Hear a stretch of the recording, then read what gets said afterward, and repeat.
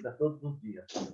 Grandioso Senhor, pedimos que o Senhor manifeste o teu Espírito sobre cada vida presente aqui, abrindo mente e coração de cada um, Pai, para compreender a tua mensagem, para colocá-la em prática, Pai, para cada vez mais compreendermos a tua vontade. E agradecemos, Pai, porque muitos não têm a mesma oportunidade que nós estamos tendo agora, e agradecer, Pai, porque poucos se interessam também por um ensino como esse. Agradecemos, Pai, pelo nosso irmão N, que disponibiliza, Pai, a esse trabalho. Agradecemos, Pai, por cada pessoa, cada irmão, cada irmã aqui, Pai, presente. Peço que o Senhor abençoe cada família aqui representada e que tudo que for dito, Pai, seja de acordo com os teus oráculos. Muito obrigado por este momento. Abra nossa mente, fala conosco, nos dê todas as virtudes que a tua palavra possa nos trazer. Amém. Em nome do teu Filho que oramos e te agradecemos. Amém. Amém. Amém, sim. Muito bem, nós estamos em que livro mesmo? 1 Coríntios. 1 Coríntios 12, seu N. 2? 12. 12. Ok, obrigado.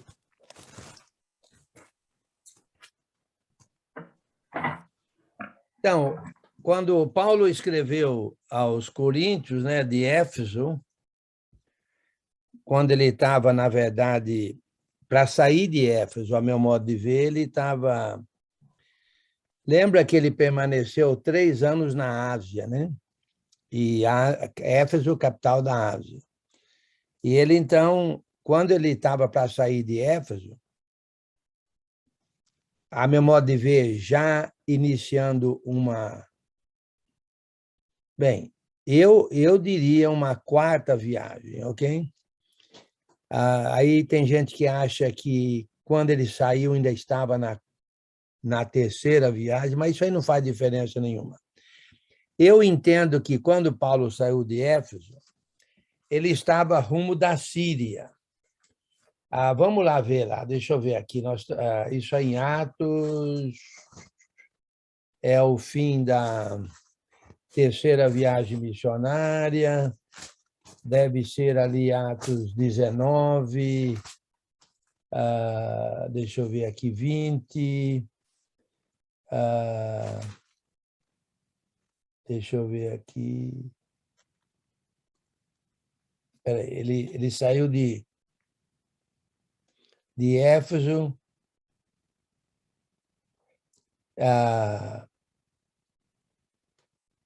Na verdade, ele estava indo para Jerusalém, certo? Mas acontece que, a meu modo de ver, eu vou ter que procurar, eu creio que ele estava, na verdade, querendo ir à Síria. Então, se ele voltasse à Síria, seria o término da 3ª. Aí ele começaria a 4ª, indo para Roma, para a Espanha, Roma a caminho da Espanha. Mas, quando ele chegou em Jerusalém, ele foi preso, certo? Foi preso. E aí, então, ele acabou indo para Roma. Mas quando ele saiu de Éfeso, quando ele estava para sair de Éfeso, ele escreveu essa primeira carta aí, que, na verdade, era a 2ª, né? Mas não vamos complicar, porque eu acho que ele já tinha escrito uma carta antes.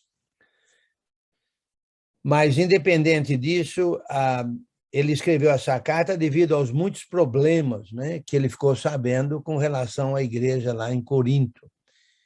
E ele, então, deixou bem claro, porque, inclusive, Corinto, eles tinham profetas, certo? Eles tinham, e nós vamos entrar nisso no capítulo 12, eles tinham os dons milagrosos, que provavelmente passados a eles pela imposição de mãos do próprio apóstolo Paulo, que foi quem estabeleceu a igreja lá na 2ª viagem, que nós chamamos de 2ª viagem, né?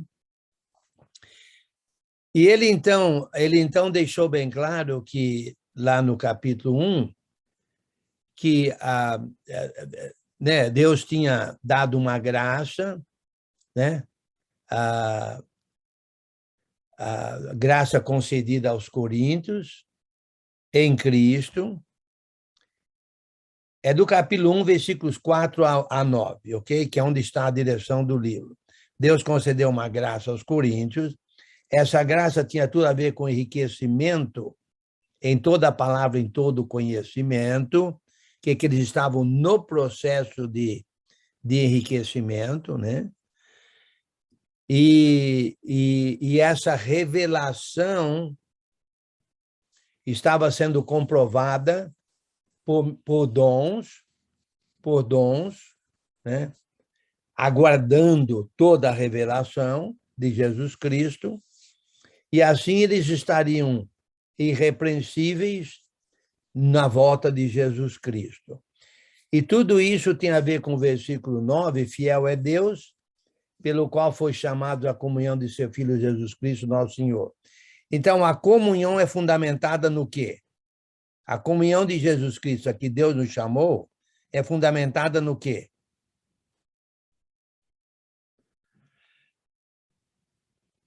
No conhecimento. Sim, sim, no conhecimento, que estava sendo revelado. Basta dizer que Paulo escreveu o livro, revelando o conhecimento também, ok? E os coríntios tinham profetas também, certo? Tinham dons milagrosos. Agora, eles aguardavam, eles estavam no processo de revelamento. Agora, de revelação, né? Agora, na verdade, você vai verificar que nós não estamos nesse processo mais, porque toda a revelação já foi feita, inclusive através dos dons milagrosos, através dos apóstolos, que tinham o conhecimento aprendido com o próprio Jesus Cristo, e nós temos 27 livros com todo o conhecimento. Então, nós temos tudo o que nós precisamos para revelar, para a comunhão de Jesus Cristo a que Deus nos chamou. Bem, tentando resumir o contexto do livro, então, no livro a gente nota vários problemas sendo solucionados com conhecimento. Com conhecimento. O primeiro problema foi o problema da divisão, certo? Que nós temos a sabedoria verdadeira não divide. Então o primeiro assunto tratado, o primeiro problema tratado é o da divisão, certo? Que a sabedoria divina não divide.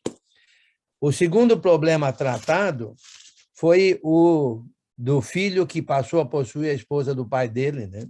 Capítulo 5, né?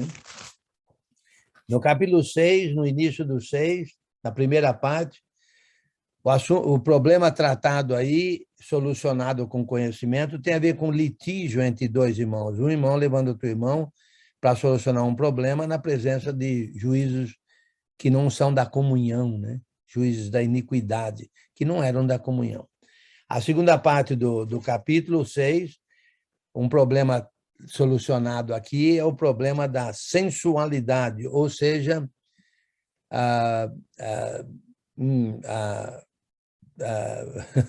prostituição religiosa, ou seja, o irmão participar de prostituição religiosa, passar fim de semana com as prostitutas religiosas, deixando mais claro. No capítulo 7, então, o problema tem a ver com casamento. Paulo lida muito com o casamento no capítulo 7, só que nós não sabemos, na verdade, qual que era o problema, mas parece que tem a ver com, talvez, com talvez doenças sexuais, provavelmente tem a ver com perseguição. Eu tenho mais a tendência de problemas relacionados com o sexo, ok? Provavelmente doenças venéreas, ok? Porque lá a prostituição era muito... Tinha 1000, de acordo com a informação aí, tinha 1000 prostitutas religiosas, né? Capítulo 8, ele entra num ponto muito interessante, certo? Que é tem a ver com a idolatria. Capítulos 8, 9, 10, 11, tem a ver com idolatria. Até mesmo o véu ali tem a ver com idolatria. certo? Porque tinha a ver com as prostitutas religiosas, né? Então tem a ver. As prostitutas religiosas tinham a ver com idolatria, certo? Agora nós estamos no capítulo 12, ainda no capítulo 11, a ceia do Senhor também tem a ver com idolatria, certo? Que nós, então, participamos da mesa do Senhor e não da mesa dos demônios, dos ídolos. E a meu modo de ver, a mesa dos ídolos, sabe o que é que eles faziam bastante na mesa dos ídolos? Alguém pode falar, não? Acha que seria?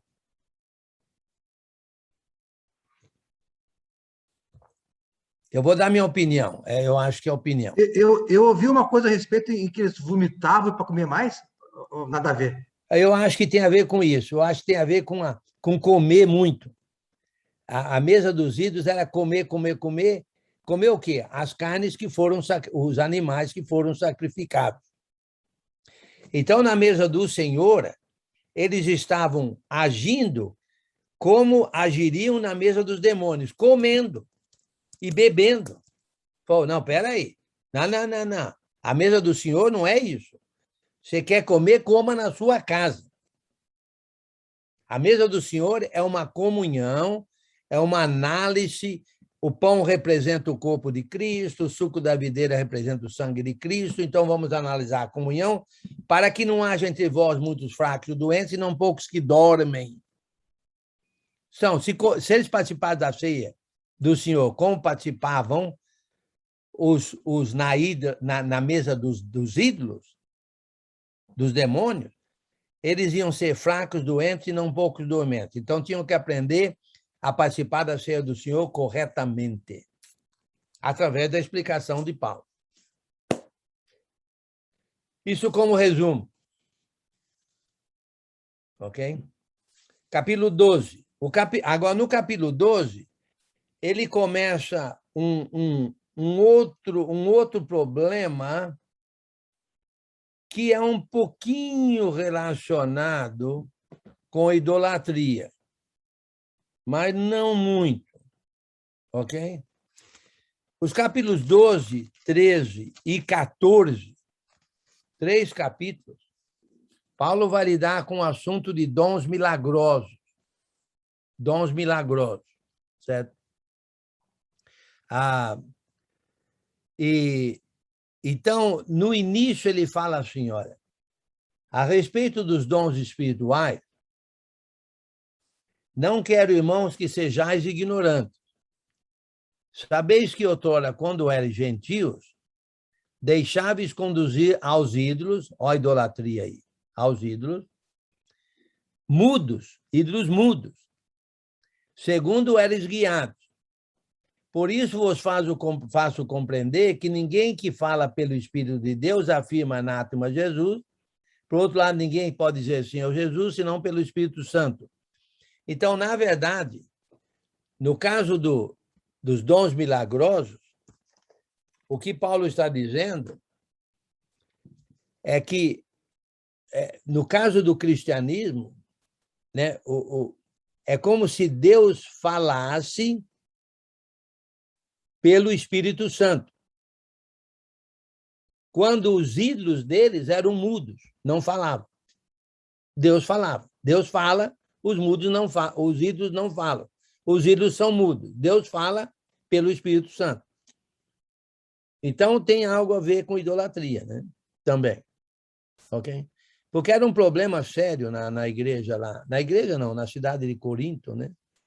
E afetava a igreja, é claro, mas era uma cidade muito idólatra, né?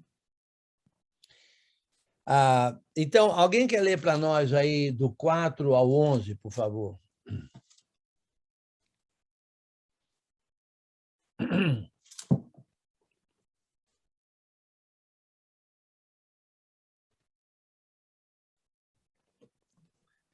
Mais alto. Eu vou ler. Lê aí, Zé. Ora, os dons são diversos, mas o Espírito é o mesmo. E também há diversidades nos serviços, mas o Senhor é o mesmo. e há diversidade nas realizações, mas o Senhor Deus é quem opera tudo e em todos. A manifestação do Espírito é concedida a cada um visando um fim proveitoso, porque a um é dada mediante o Espírito a palavra de sabedoria, e a outro, segundo o mesmo Espírito, a palavra do conhecimento, e a outro, no mesmo Espírito, a fé, e a outro, no mesmo Espírito, dons de curar. A outro, operações de milagres, a outro, profecia, a outro, discernimento de espíritos, a um, variedade de línguas, a outro, capacidade para interpretá-las. Mas um só e o mesmo Espírito realiza todas essas coisas, distribuindo-as como lhes apraz, a cada um individualmente. Então, você vê a diferença entre Deus, o verdadeiro Deus, e os deuses, os ídolos, certo? Os ídolos são mudos. Não só eles são mudos, como eles não fazem nada. Não se mexem, não fazem nada.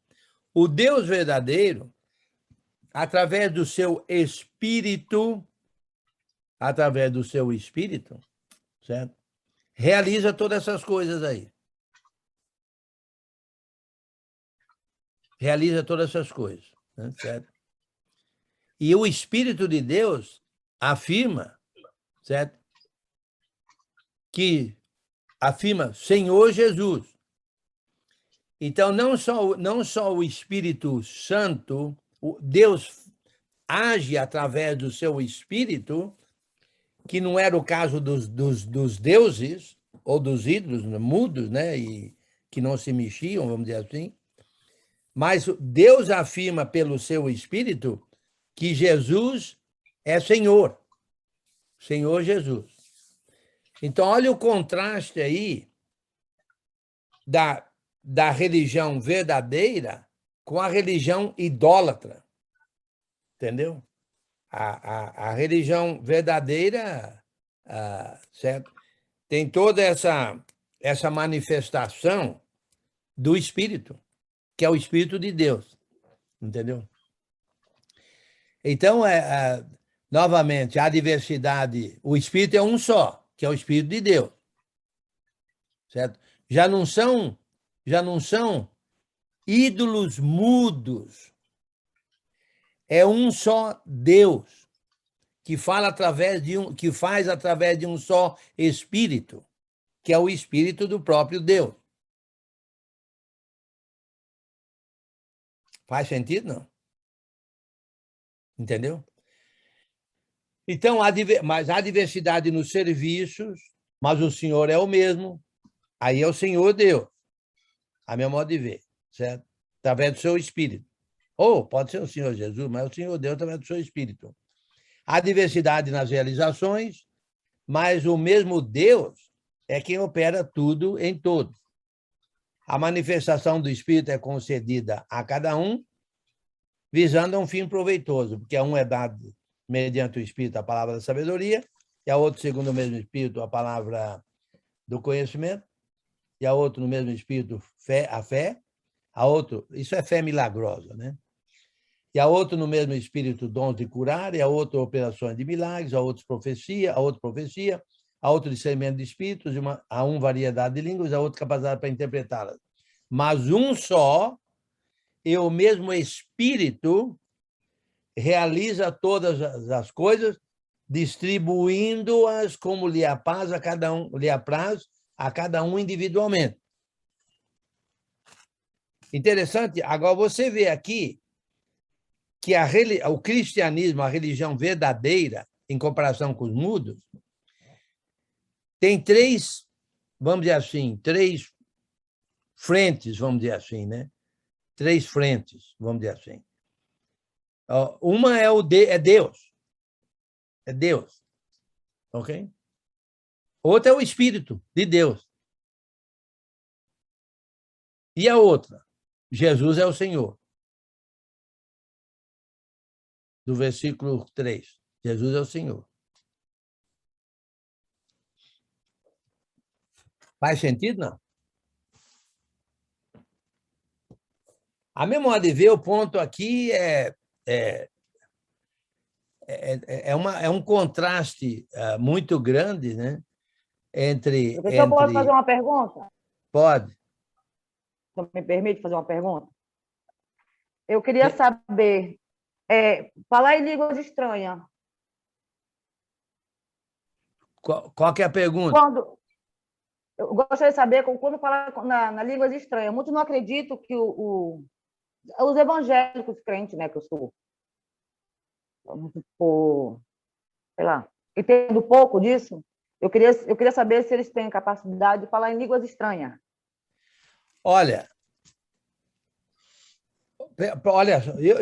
eu digo que não, ok? Agora, esse blá, blá, blá, vamos dizer assim, isso aí já foi provado que até religiões não chamadas de cristãs fazem isso. Uhum. Já ouvi falar que até índios fazem isso, assim por diante. Mas o ponto, eu não vou criticar, vou defender aqui o ponto de vista do capítulo 12. Do capítulo 12 mesmo. Ok, do capítulo 12 é o seguinte. No capítulo 1, você vê que eles estavam no processo de revelação do conhecimento de Jesus Cristo. E essa revelação, esse conhecimento revelado, estava sendo confirmado através de dons. Olha no capítulo 1, no versículo, por exemplo, 7. Alguém lê 1:7 para nós aí.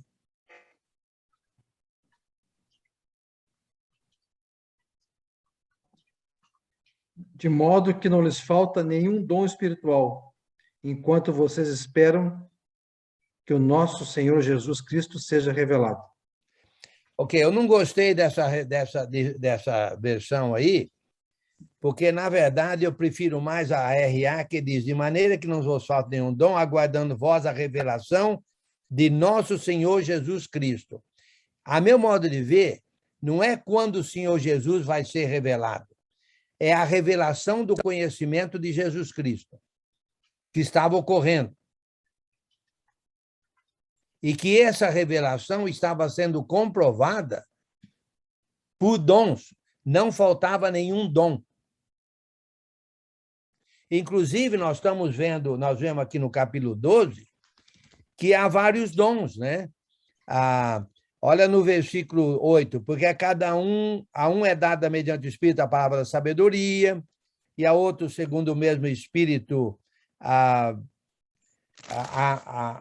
palavra do conhecimento, a outro, no mesmo Espírito, a fé, e a outro, no mesmo Espírito, dons de curar, e a outro, operações de milagres, a outro, profecia, a outro, discernimento de espíritos, a um, variedade de línguas, e a outro, capacidade para interpretá-las.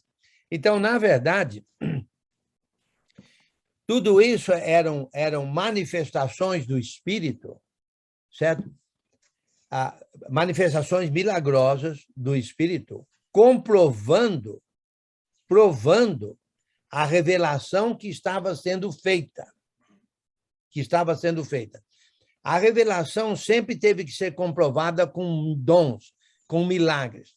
Jesus Cristo, por exemplo, ele teve que fazer milagres para provar que ele era, de fato, o Filho de Deus, o Messias. Então, ele fez milagres após milagres. Então, a ideia de língua está encaixada nesses milagres, nesses dons todos, não é para ser separado. Olha em João, no capítulo, deixa eu ver aqui, 20, João 20, não, deixa eu ver aqui. João, capítulo 20, ok, 20 e 30. João 20 e 30. Alguém lê para nós o 30 e o 31 aí.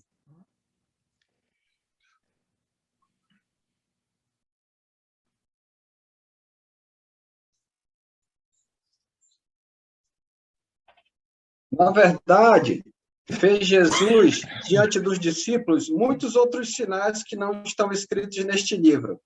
Estes, porém, foram registrados para que creiais que Jesus é o Cristo, o Filho de Deus, e para que, crendo, tenhais vida em seu nome. Você vê, Jesus precisou de fazer os milagres para que a gente creia que ele é o Cristo, o Filho de Deus, e assim possamos ter vida em seu nome.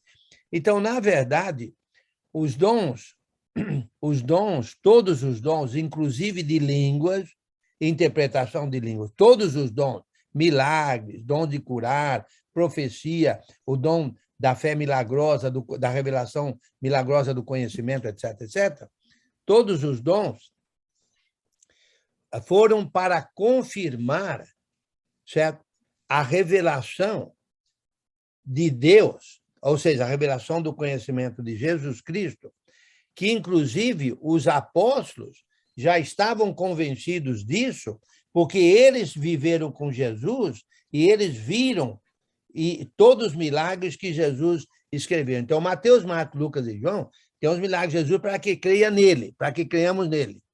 Os apóstolos fizeram milagres para que acreditassem na mensagem que eles estavam dando a respeito de Jesus. Agora, hoje em dia, nós não precisamos nada disso, porque a mensagem já está dada e comprovada, inclusive aqui nos 27 livros.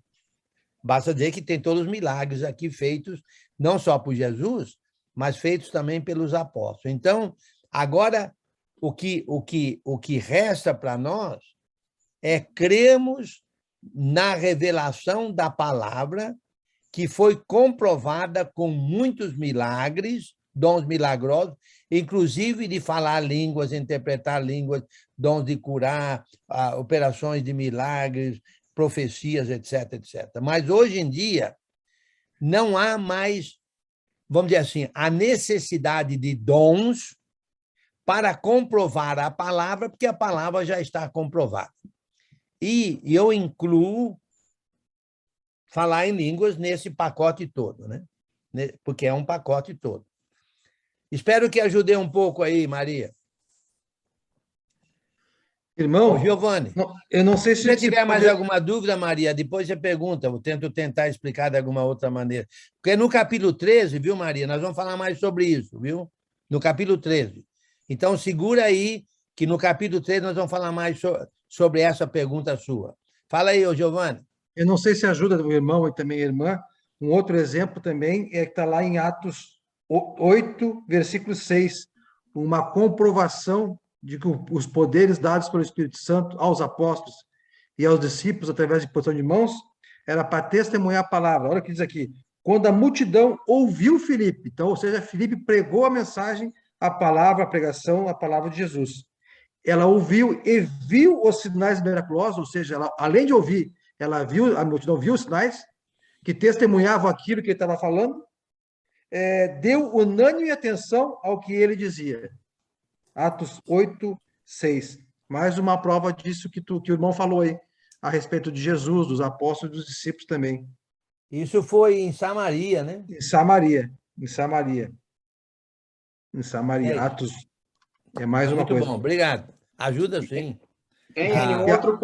Um outro ponto interessante é a gente continuar considerando aqui o contexto, né, como tu falaste na leitura do versículo 10, quando ele diz assim, há variedade disso, a outro e tal, aí ele diz assim, há variedade de língua e a outra capacidade de interpretá-la.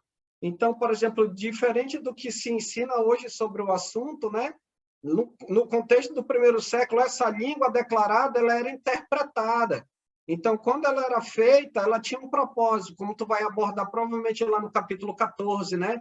Que Paulo ele é mais enfático, dizendo, olha, o dom de língua é para isso, é para esse público e não para esse público. Sim. A profecia é para esse público e não é para esse público. Aí a gente vai chegar lá no 14, só para esclarecer Muito também. bom. E no 13 e 14 nós vamos falar mais sobre isso. Obrigado. Alguém lê para nós aí do 12 ao... Bem, pode ler do 12 até o final, mas se você não quiser ler tudo, você pode ler uma parte e depois alguém pega onde você deixou.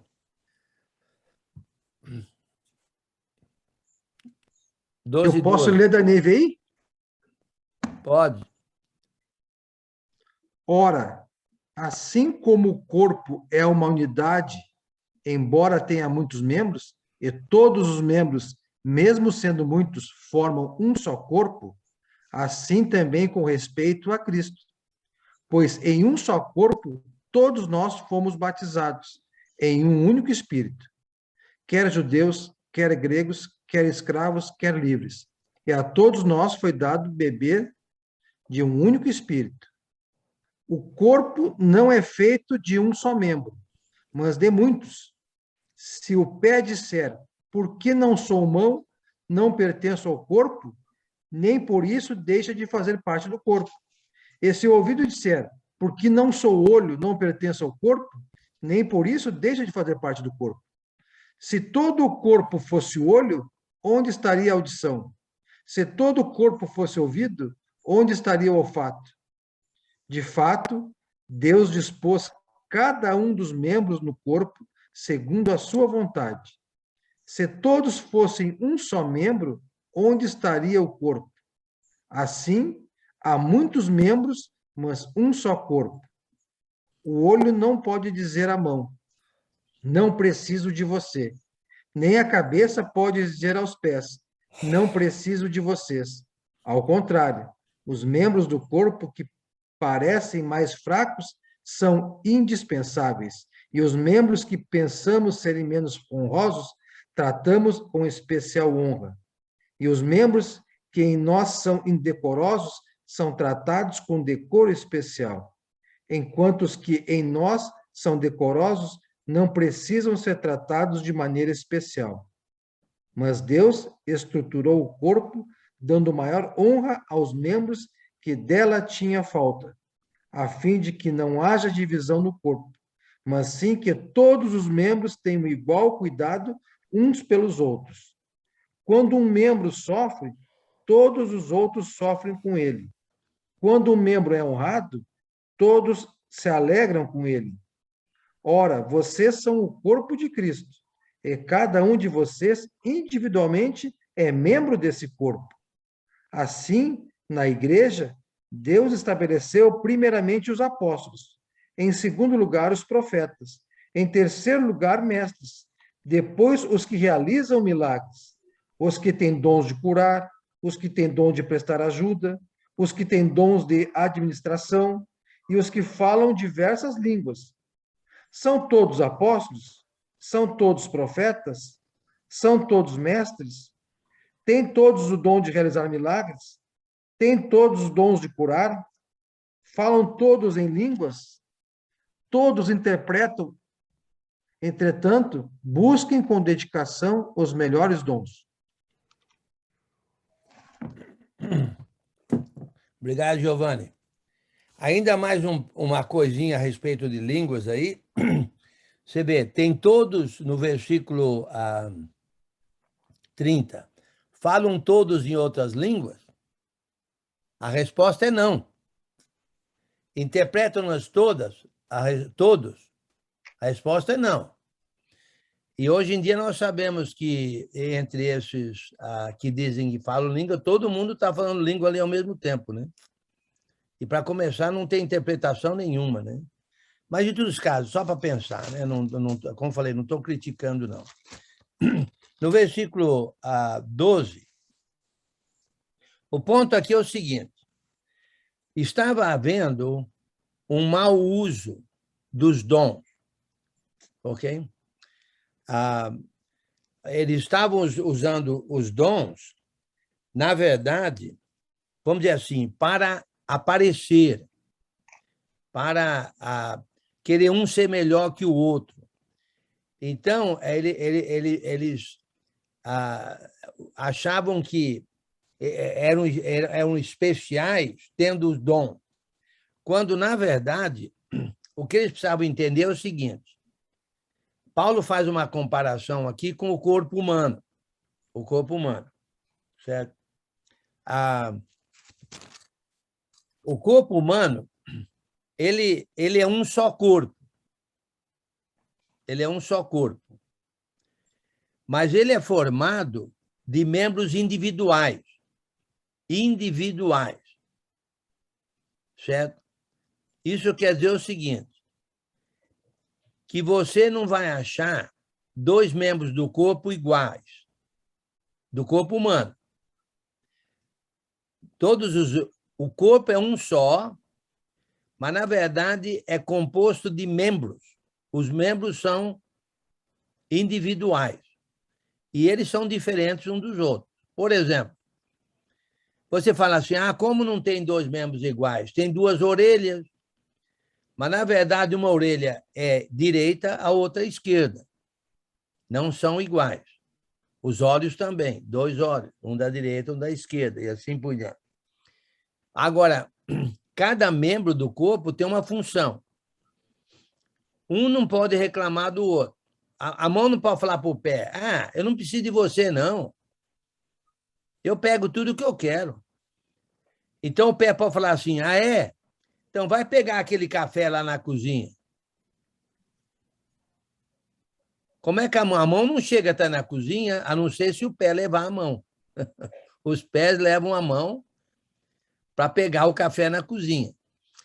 E tem mais. Não é a mão. Não é a mão que toma café. É a mão que toma café? É, mas não é. Quem toma café é a boca. Mas, na verdade, se a boca toma café, se a mão pegou o café, o corpo pegou o café. Se a boca tomou café, o corpo tomou café. Se os pés levaram as mãos para pegar o café na cozinha, os pés levaram o corpo na cozinha para pegar o café. Então, na verdade, é um só corpo, mas é composto de membros individuais com funções diferentes. Um membro não pode dizer para o outro, não preciso de você. Só faltava o olho falar para a boca, não preciso de você, boca. É? Então, acontece o seguinte, se a boca não comer, o olho morre. Porque o corpo morre, o olho morre. Então, o olho não precisa da boca? Precisa. A boca não enxerga, o olho enxerga, mas o olho come com a boca. Tem gente que diz que acha que a boca come com os olhos, né? O camarada vê mais do que quer comer, mas, na verdade, os olhos olham o que a boca vai comer. E quem pega, geralmente, a comida e põe na boca, que a comida que o olho viu, foi a mão. Fala aí, Anderson. Coelho, veja bem, eu queria fazer uma pergunta. Nós vemos, eu vou falar uma pergunta, porque assim, eu vim de uma corrente pentecostal, tá? Eu vim de uma corrente pentecostal, então eu sei o que é estar no meio dessas, vamos dizer assim, entre aspas, movimentos modernos aí. Deixa eu fazer uma pergunta aqui. Paulo, ele está fazendo uma comparação, ele está usando o corpo como uma ilustração para falar dos dons, correto? Sim. Seria, assim, outra coisa... Dons milagrosos. Sim. Aqui, no capítulo 12, dons milagrosos. Sim, isso. Sim. A pergunta que eu vou fazer é o seguinte, ele estaria fazendo essa comparação com o corpo tem muitos membros, cada membro tem uma função. Ele está querendo dizer que dentro da comunidade cristã lá de Corinto, não poderia haver apenas um dom. Teria que ter vários. Porque cada dom, assim como o corpo tem cada membro com uma função, o versículo 7 diz, a manifestação do Espírito é concedida a cada um visando um fim proveitoso. Assim como os dons têm um fim proveitoso, cada um deles, os membros também. Eu acho que ele faz uma ilustração querendo dizer isso daí. E a minha pergunta é essa. Porque hoje em dia, baseado na pergunta que foi feita também, fala-se muito em dons de línguas, dom de língua. Eu falo porque eu vim de lá. E fala-se muito dom de língua.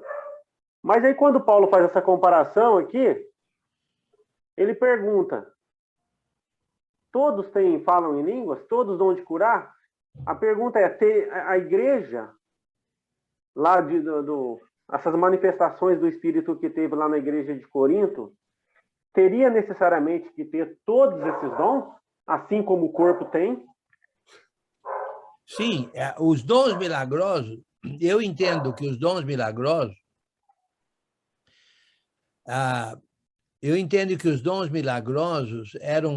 estavam presentes, provavelmente, todos eles na igreja de Corinto, e talvez até mesmo em outros lugares, mesmo embora não se vê isso em outros lugares, mas ali Deus concedeu aquela graça aos coríntios. Está dizendo lá no capítulo 1. Ok. E foi provavelmente pela imposição de mãos do apóstolo Paulo, provavelmente. Agora, o que estava acontecendo é que eles estavam, como se fosse assim, menosprezando um dom, menosprezando o outro dom. Por exemplo, o dom de profecia, o dom de falar em língua, entendeu? Então, um dom parece que estava fazendo pouco caso do outro dom, e, na verdade, assim como um membro do corpo, não pode menosprezar o outro membro do corpo, e como diz ali no versículo 23, diz assim, 22, pelo contrário, os membros do corpo que parecem ser mais fracos são necessários, e os que nos parecem menos dignos no corpo, a esses damos muito maior honra. Também os que em nós não são decorosos, revestimos de especial honra. Não vou entrar em detalhes, não, mas a gente trata com maior honra no corpo os membros menos decorosos. Entendeu? Inclusive, às vezes você pode sair sem camisa, mas você não vai sair sem cueca, por exemplo. Entendeu? Sem camisa você sai. Calção curto você sai, mas você está sempre cobrindo alguma coisa ali, cobrindo os menos decorosos. É dar maior honra, a especial honra. Não é maior, é especial honra. No versículo 24, os nossos membros nobres não têm necessidade disso. Você não dá quase importância nenhuma ao pé, à mão, né? Mas tem uns membros aí menos decorosos que a gente reveste de especial honra. O ponto é que no corpo humano, todo membro é necessário. Assim como na igreja, até mesmo nos dons milagrosos, todos os dons milagrosos eram necessários. Todos. Falar em línguas, interpretar em línguas, mas cada um visando a edificação do corpo. Agora, é interessante que Paulo deixa claro no versículo 29. Agora, olha só a ordem em que Paulo deu no versículo 28. A uns estabeleceu Deus na igreja, primeiramente apóstolos. Primeiramente, em primeiro lugar, os apóstolos, porque eles estiveram 3 anos com Jesus, conheciam toda a informação que Jesus deu, e eles passariam toda a informação, até mesmo os dons milagrosos pela imposição de mãos. Em primeiro lugar, os apóstolos. Eram os que mais conheciam. Lembra a revelação do conhecimento lá, que Deus nos chamou à comunhão de Jesus Cristo? O fundamento é o conhecimento. Quem é que tinha maior conhecimento? Os apóstolos. Ok. Em segundo lugar, os profetas, porque os profetas profetizavam, davam conhecimento.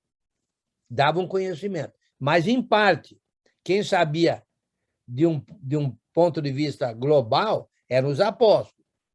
Somando os apóstolos, eles sabiam tudo. Vamos dizer assim. Né? Tudo que Jesus ensinou. Não foi tudo, porque o Espírito Santo revelaria mais coisa de acordo com João. Mas, naquele momento, quem mais sabia tudo eram os apóstolos. Em segundo lugar, os profetas. Em terceiro lugar, mestres, porque os mestres ensinavam o conhecimento que os apóstolos davam e ensinavam o conhecimento que os profetas davam. O ponto aí é o conhecimento. O ponto-chave é o conhecimento, através do qual Deus nos chamou à comunhão de seu Filho Jesus Cristo. O ponto-chave é o conhecimento. Por isso que nós precisamos de aprender bem para viver cada vez melhor na comunhão. Se você sabe pouco, a sua comunhão é fraca, porque a comunhão é fundamentada no conhecimento. Se o seu conhecimento é pouco, a revelação é a comunhão é pouca. Se o seu conhecimento é grande, a comunhão é grande. Agora, depois disso, aí vem, né, em terceiro lugar, mestre, depois operador de milagres, para confirmar toda a revelação, certo? Depois, dons de curar também, socorros, governo, aí vem os outros, mas numa sequência de, vamos dizer assim, em primeiro lugar, apóstolos, em segundo lugar, profetas, em terceiro lugar, mestres. Aí vem os outros numa descendência de, vamos dizer assim, talvez de hierarquia? Não quero falar importância, porque todos são importantes, mas é como se fosse assim, o mais importante... Relevância, né, Enio? Relevância. Boa palavra, relevância. Utilidade. Boa palavra. Relevância. Utilidade. Utilidade, relevância, obrigado. Deixa eu escrever aqui, relevância, que são duas palavras boas, utilidade. Muito bom. E, por fim, vem variedade de língua.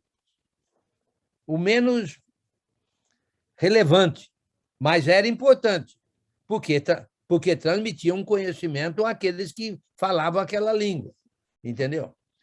Agora, eram todos apóstolos? Não. Eram todos profetas? Não. Eram todos mestres? Não. Todos operadores de milagres? Não.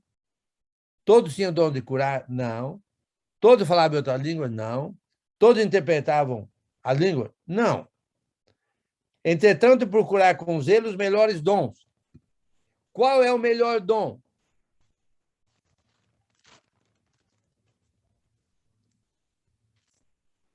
O que adquire conhecimento? Qual é o melhor dom aqui nessa lista? Apóstolo. Mas você não pode procurar ser apóstolo, que já tinha os 13, não tem mais apóstolo. Sim. Restou os mestres? Não.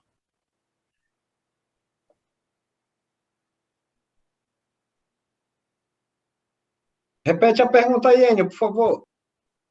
Não diz lá no versículo 31, procurar com zelo os melhores dons? Quais eram os melhores dons?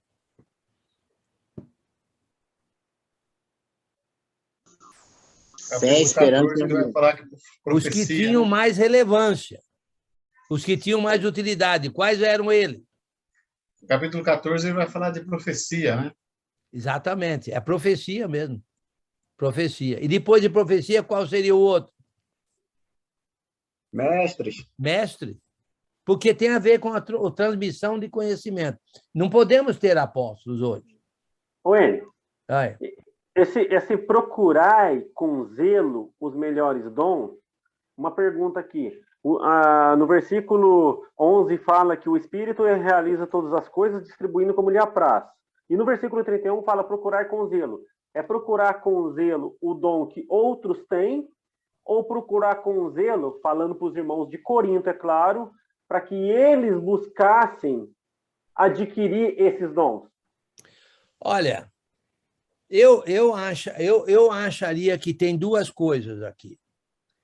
Uma é que eles, olha, me parece que eles todos queriam o dom de falar em língua, como é hoje em dia. Hoje em dia é a mesma coisa. Todo mundo quer falar em língua. Meu amigo, se você falar que fala 2, 3 línguas, bom, todo mundo acha que você o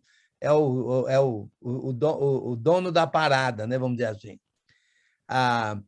Se você fala bem o português, todo mundo acha, isso aí é sabido. Se você fala 2, 3 línguas, isso aí é sabido.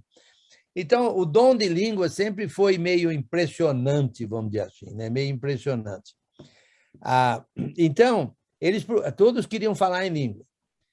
Agora, então eles deviam buscar, quer dizer, vamos dizer assim, é como se fosse ir atrás. Agora, uma outra interpretação que eu acho é essa: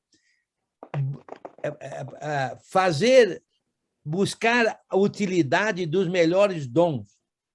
É como se fosse dar importância aos dons que estão em primeiro lugar, fazer uso, procurar com zelo os melhores dons. Por exemplo, no lugar de você, qual que é mais importante? Você curar uma pessoa que tem uma perna aleijada ou você ter o dom de falar do Evangelho de Jesus Cristo aos perdidos? Qual dom é melhor? Falar do Evangelho. Exatamente. Então, o ponto aqui, a meu modo de ver, é como se fosse assim, olha, considerar os melhores dons, certo? Procurai os melhores dons. Não se deixe impressionar necessariamente pelo dom de curar, vamos dizer assim, pelo dom de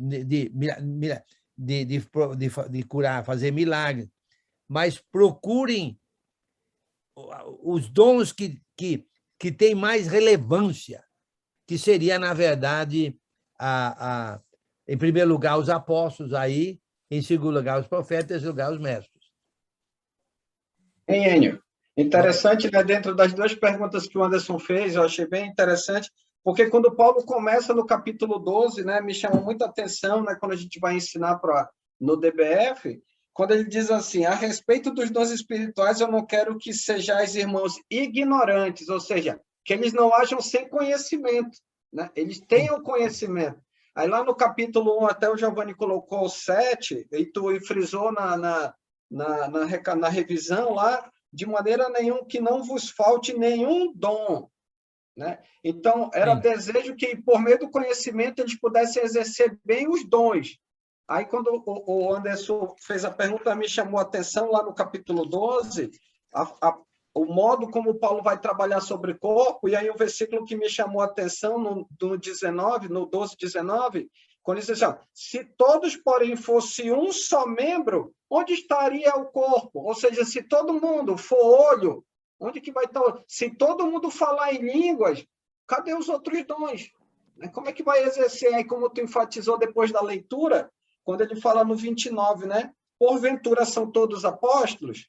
Ou todos profetas? São todos mestres, operadores de milagre? Têm todos os dons de curar? Falam todos outras, interpretam todas? E aí, como o Anderson fechou com a pergunta dele no 31, como ele disse lá no primeiro, né? Seja para que não sejais ignorantes. E como é que eles não vão ser ignorantes? Fazendo o bom uso do conhecimento. Entretanto, procurai com zelo os melhores dons. Então, Paulo já dá o pulo do gato, né? Pode dizer assim, ele está apontando o caminho para a escolha que eles precisam fazer. Sim. Então, bom ponto esse. Se o corpo for olho, todo o corpo for olho, não é corpo, é olho. Imagine só um corpo que todo membro é olho. Aí não tem corpo, aí você tem olho. Então, na verdade, imagine só, se todo mundo interpreta a língua, cadê a língua para ser interpretada? Se todo mundo fala em língua, como é que alguém tem que ter intérprete? Senão, como é que alguém vai entender? Entendeu? Se alguém é mestre, ele tem que ensinar alguém. Ele tem que fazer uso. O propósito dos dons diferentes é a edificação do corpo. Assim como no corpo humano, os membros diferentes do corpo trabalham para a edificação do corpo. Um ajuda o outro, um tem a ver com o outro. Então, a boca pode falar assim: eu não preciso do dedinho, não. Eu te digo uma coisa, boca. Se o dedinho levar uma martelada, sabe quem é que vai gritar?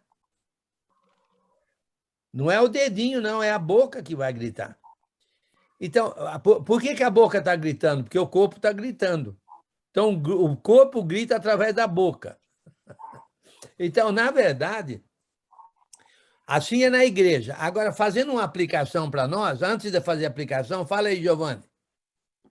Eu vejo um pouco diferente dos irmãos, e me corrija se eu estiver enganado, esse versículo 31. Eu vejo como uma crítica de Paulo aos Coríntios, porque ele está falando, está criticando os irmãos que estavam buscando os melhores dons, os dons mais visíveis, que eram falar em línguas, se exibindo. E quando ele fala no 31, entretanto, são todos apóstolos, são todos isso, ele está criticando. Entretanto, ou seja, nesse interim, assim vocês estão buscando com dedicação os melhores dons. Que, na verdade, Paulo queria que eles não buscassem os melhores dons, que eles aceitassem os dons que o Espírito Santo deu a cada um, pois todos eram importantes. Que cada um aceitasse seus dons e usasse seus dons para o corpo de Cristo, que é a igreja, independente de que dom fosse. E não, que não buscassem os dons mais visíveis, e que aceitassem. Eu vejo como crítica essa parte final. Não para eles, vou buscar agora o dom de falar em línguas, que é mais visível, vou buscar o dom de profecia, mas se o Espírito Santo não me deu esse dom, não tem que buscar. Isso diz os evangélicos, né? Oram, vou orar ao Espírito Santo para que ele seja batizado do Espírito Santo. Se naquela época eu tinha o dom de administração, eu vou administrar. Se eu tinha o dom de ser mestre, eu vou ser mestre. Se eu tinha o dom de um outro dom, eu vou usar aquele meu dom. Eu não tinha que, penso eu, né? Lendo uma interpretação, que eu não tinha que buscar um dom que eu não tinha, porque não foi esse o Espírito Santo que me deu. Não sei. Uma ideia. O que você leu aí? Você leu aí lê aí de novo o versículo 31 da NVI, com uma observação do rodapé de um manuscrito, são retificações, né? Que entretanto, vírgula, busquem letra A. Aí eu vou lá embaixo no rodapé, ou seja, há outros manuscritos que dizem, entretanto, vocês estão buscando com dedicação os melhores dons, ou seja, está puxando a orelha. Entretanto, ao invés de vocês aceitarem os dons de vocês, respeitarem o dom dos irmãos, não menosprezarem o dom dos irmãos, todos são importantes, vocês estão buscando os melhores dons, o que é mais bonito, o que é mais visível. Eu vejo nesse aspecto. Olha, eu acho que tudo que foi falado aí encaixa. Eu acho que tudo que foi falado aí encaixa. Inclusive o que você falou e o que o Sandro falou e o que o Anderson falou, eu acho que tudo isso encaixa, porque, na verdade, o ponto é que eles não estavam entendendo o ponto-chave dos dons milagrosos era a edificação do corpo através do conhecimento. Através do conhecimento. Então, na verdade, tudo que foi falado aí, a meu modo de ver, pode ser encaixada no versículo 31, a meu modo de ver. Porque faz sentido. Tudo que foi falado aí faz sentido. Entendeu? Muito bem. O Chaves, antes de continuar, Enio, o Chaves tem aqui uma questão aqui. Professor, no versículo 11, a palavra diz assim, mas um só e o mesmo... Está muito baixo, Alessandro. Pode tu ler ali? Está muito baixo. Peraí, ele está longe do microfone. Encosta aqui, Chaves. Assim, ó, no versículo 11, a palavra diz assim, mas um só e o mesmo Espírito realiza todas estas coisas. Se observar, todos esses dons, o Espírito é ele que concede mediante a necessidade da congregação. A gente pode observar também a seguinte questão, de um entendimento meu. Não está escutando direito, não, hein? Vem para cá, vem para cá. Peraí. Acho que aqui dá. Se havia a necessidade de cada dom ser realizado, era mediante a visão do Espírito Santo na congregação. Então, assim, se nessa congregação muitos irmãos procuravam, digamos assim, mostrar dons, a gente é considerado a entender que pode ser que não seja mediante o Espírito. Porque olha o que o versículo diz, mas um só e o mesmo Espírito realiza todas estas coisas. Que coisas? Todos esses dons acima. Então, se havia mais apresentação de outros dons, pode ser que não fosse pelo Espírito Santo. Porque vamos entender, quem via a necessidade da congregação? O Espírito Santo. Quem concedia os dons para a edificação? O Espírito Santo. E o versículo 8, ele deixa bem claro, todos esses dons eram necessários segundo a sabedoria e o conhecimento, porque todos os dons eram necessários segundo isso, para que todos os que vissem e dele participassem pudessem entender que era de Deus. Sim, também. Eu não entendi a colocação. Eu vou ser sincero, desculpa. Então, Sandro, explica aí, Sandro. Tá? Porque você está com o microfone aí mais... A gente teve um probleminha no PC aqui mais cedo, está no meu notebook. Mas, pelo que eu entendi, a colocação que o Chaves colocou aqui é no sentido assim, por exemplo, se eles estavam exercendo um dom, né? E esse dom, como as formas a gente viu no texto, ele é exercido por meio da distribuição do Espírito Santo. Então, se eles estavam fazendo algo que não condizia com o dom, então eles não estavam fazendo diretamente mediante o Espírito Santo. Por exemplo, se a gente vê hoje o exemplo do dom de línguas, como as pessoas usualmente assim, trabalham no contexto religioso moderno, a gente pode ver dentro do contexto bíblico que não condiz com o contexto, né? Até a dona Maria usou um termo que é comum, de línguas estranhas, ou seja, algo que não é compreendido, algo que assim não tem uma construção, né? Vamos falando palavra após palavra sem segmentação e entendimento nenhum. Já no contexto bíblico, essa palavra, esse idioma que era trabalhado lá no contexto do Novo Testamento, no primeiro século, era algo que era entendível. Tanto é que lá no versículo 10 diz interpretação, né? Capacidade de interpretá-las, e no final do 12 ele continua, né? Interpretam todas, então mais ou menos nesse sentido que ele colocou. Não sei se deu para ficar claro. Sim, eu acho que... Irmão, Oi. É que, na realidade, aqui, no contexto, os irmãos estavam usando os dons corretamente conforme receberam, mas de forma errada, não de forma para edificar a igreja, e sim para o seu próprio umbigo, para se aparecer e menosprezando os irmãos com dons diferentes, Sim. e eles achavam que não eram importantes. Mas Sim. todos usavam os dons dados pelo Espírito Santo. Ninguém usava um dom que não fosse do Espírito Santo, pelo que nós vamos ver, ter mais certeza, penso eu, no 14 sobre isso. Giovanni, um ponto importante, assim, eu compreendi a tua colocação, mas, assim, vendo no texto, quando Paulo fala, por exemplo, eu tenho dom de ensino, ou pregação, aí mas qual é que chama mais atenção? Trabalhando no contexto de Corinto. O que está dando mais ênfase é línguas, então eu vou deixar de lado o meu dom para a edificação do corpo e vou buscar... Foi esse termo que o Chaves usou. Tá. Agora foi então, eu tenho o dom. Por exemplo, Deus me concedeu o dom de profecia. Aí a pessoa, não, mas o que está chamando a atenção é dom de línguas, então ele vai deixar de lado o dom que Deus deu e vai trabalhar uma outra coisa que não foi concedida pelo Espírito. Então, me confirmando, entendi. foi essa ideia que ele quis trabalhar. Então, essa outra ferramenta que a pessoa está usando... que aí ele não está usando o dom que Deus concedeu e está criando uma outra ferramenta, entendeu? Então, isso que ele falou, então, vai com 31 do puxão de orelha que eu li.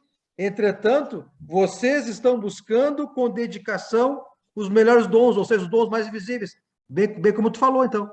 Aí vai um encontro mesmo. E aí, dentro do comentário que tu fez, o 13, ele vai trabalhar justamente o combustível, né, dos dons. O que a gente precisa ter para justamente não fazer isso. Certo. Mas aí é com o nosso professor. Exatamente. O que acontece é o seguinte, fazendo uma aplicação hoje em dia, sem entrar no 13 ainda, mas fazendo uma aplicação hoje em dia, até mesmo baseado no que o Chaves falou, certo?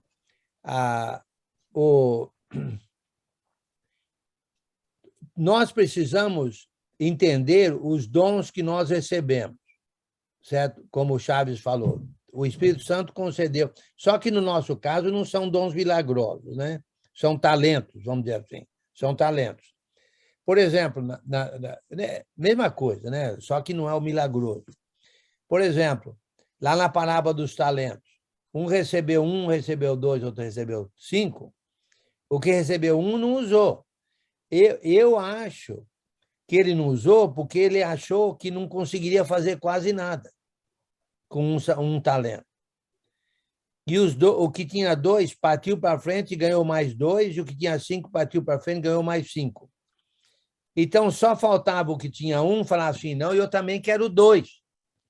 Ou o que tinha 2 falar, não, eu quero 5.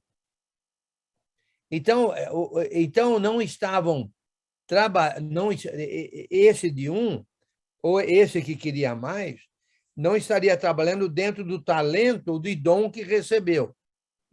Então, nós precisamos, hoje em dia, entender que na igreja não são todos nós mestres, não são todos nós evangelistas, não são todos nós que têm muito dinheiro, vamos dizer assim. Não são todos nós que temos o dom de... Estou falando dom, de hospitalidade, estou falando de dom. Todos nós devemos ser hospitaleiros, mas estou falando do dom.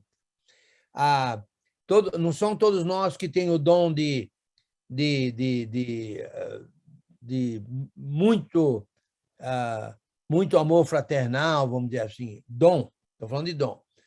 Mas, por outro lado, todos nós temos uma função no corpo. Nós precisamos de reconhecer a nossa função. Por exemplo, o que tinha 2, reconheceu a função dele, usou os 2 e ganhou mais 2. O que tinha 5, a mesma coisa. Usou a função reconheceu a função dele, usou os 5 talentos e ganhou mais 5. O que tinha 1, achou que não, o que é que eu posso fazer com um talento? Então, na igreja, todo mundo, certo, pode fazer um uso daquilo que ele é, daquilo que ele tem. Vou dar um exemplo. Fácil de... Agora, você sabe que tem esse... Espera aí, deixa eu ver a minha maquininha aqui. Parou aqui, espera aí.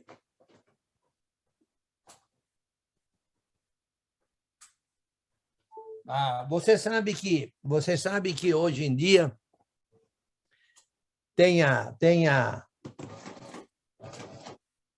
ideia de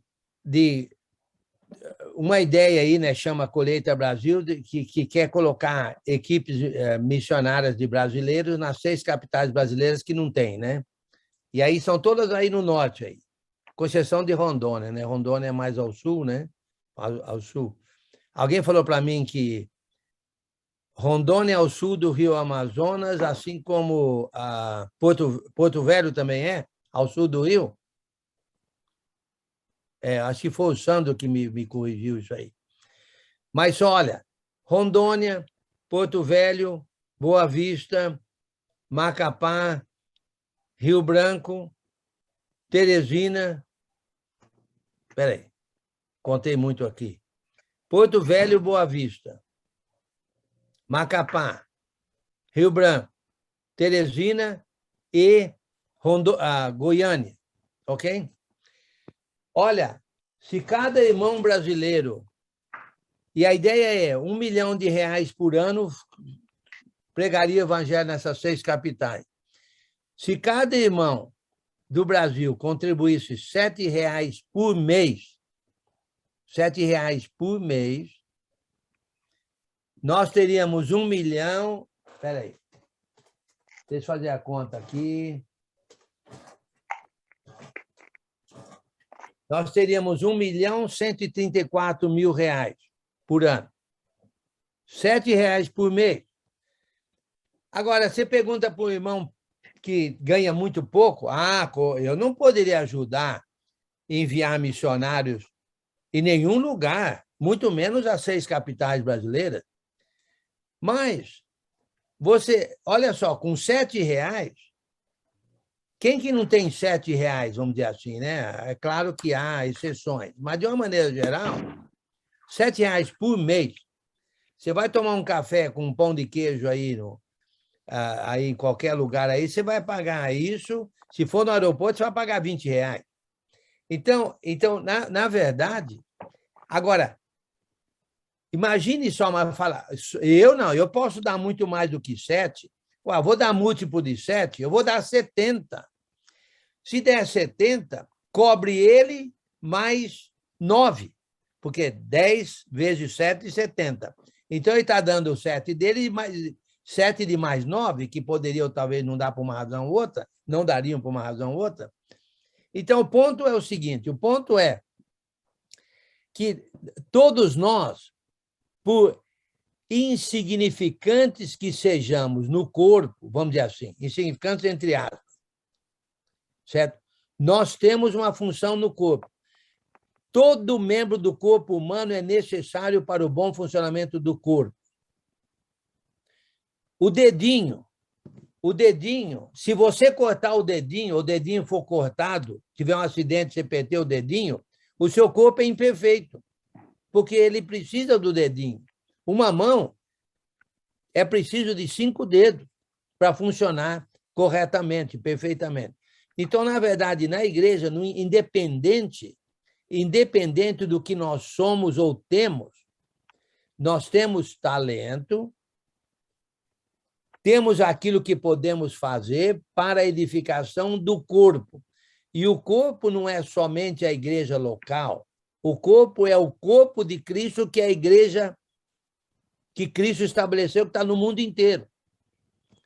Então, olha só, com R$7 por mês, poderíamos ajudar a colocar equipes missionárias em 6 capitais ao norte do Rio Amazonas, bem, 4 ao norte e 2 ao sul, né, do Rio Amazonas. Então, na verdade, não tem nenhum irmão devia se sentir insignificante. E como nós já estamos falando, certo? O problema lá é que o ponto é que eles estavam usando os dons milagrosos de uma maneira errada, de uma maneira que não edificava, de uma maneira que não visava o bem do corpo. Eles queriam aparecer, queriam o seu dom aparecer. Por isso que vai mostrar aí no versículo, no final de 31, eu passo a mostrar-vos ainda um caminho sobremodo excelente.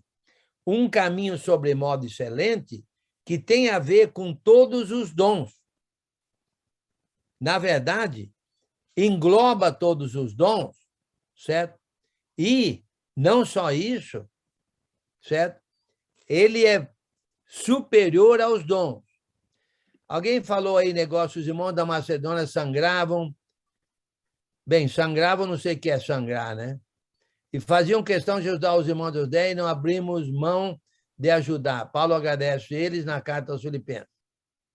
Bem, sangrar, eu acho que quer dizer que eles tinham pouco dinheiro.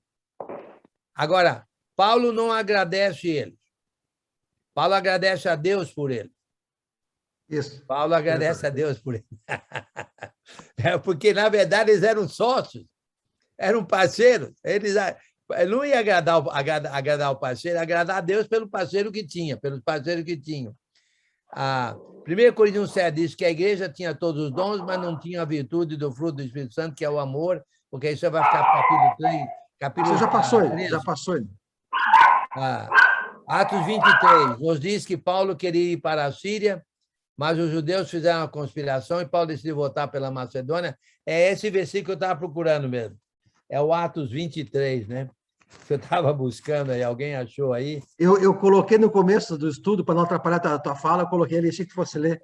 Porque o 23 diz assim, onde se demorou 3 meses, na verdade, na Macedônia, né? Na Macedônia.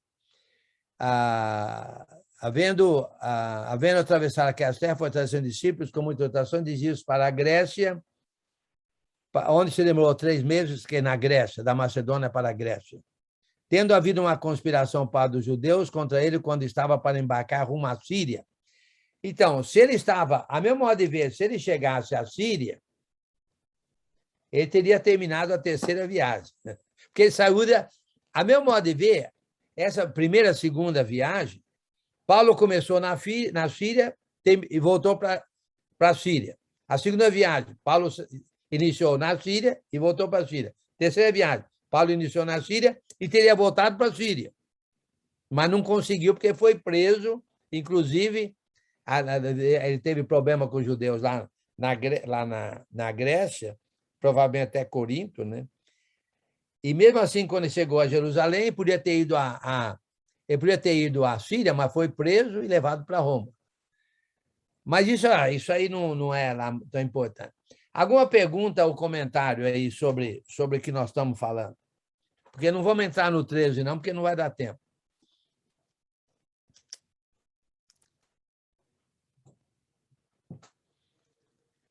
Mais alguém? Algum comentário? Alguma pergunta? Não, o único comentário, irmãos, é que eu vejo que realmente nós podemos pecar nesse mesmo erro dos irmãos de Corinto, quando menosprezamos, né? Irmãos que a gente julgamos errado, que não sejam úteis para a igreja. Por isso que é importante, no 13 vai falar do amor, né? Aquela pessoa que faz o cafezinho, a pessoa que limpa o banheiro, os talentos, né? Nós temos que ter esse cuidado para não incorrer no mesmo erro, né? Bom ponto aí, Giovana. Nós vamos falar mais disso no capítulo 13, mas vamos fazer uma aplicação aqui. Você sabe quais são os dons que todo mundo, inclusive as mulheres, aspiram hoje em dia? Evangelizar? Não, meu amigo, isso aí é que deveria ser, mas não é. Aí você está sendo sarcástico, eu acho. Papel de liderança na igreja, né? No contexto moderno. No contexto moderno, é o papel de liderança nas igrejas, né? No contexto religioso. Sim, querendo ser líder. Tem uma palavra, outra palavra para isso. Sabe qual é a palavra? Púlpito. Quer uma outra palavra? Microfone. Os amantes do microfone. Entendeu? A pessoa quer... Hoje, a maioria das pessoas acham que talento, hoje em dia, é dirigir cântico ou fazer oração lá no púlpito, lá na frente da igreja, dirigir cânticos, fazer oração, pregar e ensinar. Todo mundo acha, principalmente isso, e conduzir a ceia. E muitas mulheres falam, na igreja de Cristo, as mulheres não podem fazer nada. Sabe o que quer dizer com isso?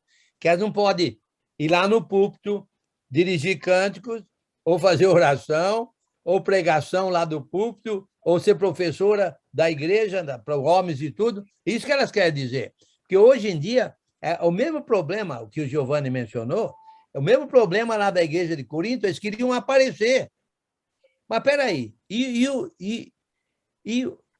por exemplo, a boca está falando agora, certo? Os olhos estão vendo, mas o pé não está fazendo nada, não está vírgula. Quem levou vocês aí na frente aí do computador foi o pé, foram os pés. Mas na igreja é a mesma coisa. A gente pensa que... e cadê E aquele que faz o cafezinho? Cadê? Cadê aquele que limpa banheiro, como o Giovanni falou? Olha, Giovanni, eu sei de um lugar, de um encontro, e que a minha esposa ficou encarregada de limpar banheiros num encontro. Porque, inclusive, ninguém queria, praticamente. Ela se prontificou, com muito prazer, ela fez isso. E ela pediu para algumas pessoas ajudar, e ela não achava ajudante. Ela pediu para umas jovens ajudar, ela falou, quê? Não limpa banheiro na minha casa? Agora, dá o microfone para uma dessas pessoas aí. Põe ela para liderar. Aí ela vai... Então, o que nós precisamos de aprender é que todos nós somos igualmente servos com funções diferentes na igreja.